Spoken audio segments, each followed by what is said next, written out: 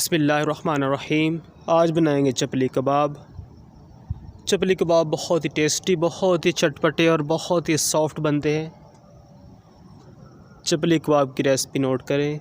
Recipe note करने से पहले अगर आप हमारे चैनल बिलाल राजपूत फूड पे नए हैं, चैनल को लाइक करें, शेयर करें, कमेंट्स करें और सब्सक्राइब करें।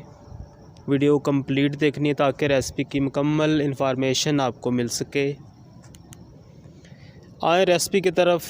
चिकन बोनलेस 2 किलो, बीफ 400 ग्राम, प्याज 1 पाव, सब्ज़ मिर्च दरमियाने साइज़ की 3 अदद, तिक्का मसाला 1 पैकेट, टमाटो केचप 1/2 कप और मीठा सोडा 2 टीस्पून और इसमें सुर्ख लाल मिर्च पाउडर 1 चम्मच और इसमें नमक है 1 टीस्पून और इसमें कुटा हुआ खुश्क धनिया इसमें 1 चम्मच है।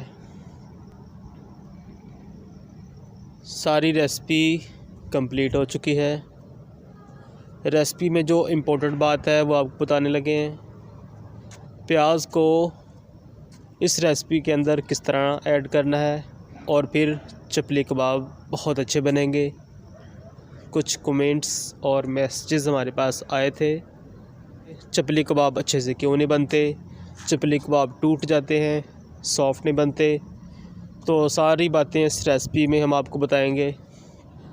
रेसिपी में जो 1 पाव प्याज हैं, प्याज को कद्दूकश करना है। कद्दूकश करने के बाद किसी कपड़े में वो प्याज जो हमने कद्दूकश किए हैं वो उस साफ़ कपड़े में ऐड करेंगे और अच्छी तरह प्याज़ों को कपड़े के ज़रिए निचोड़ लेंगे।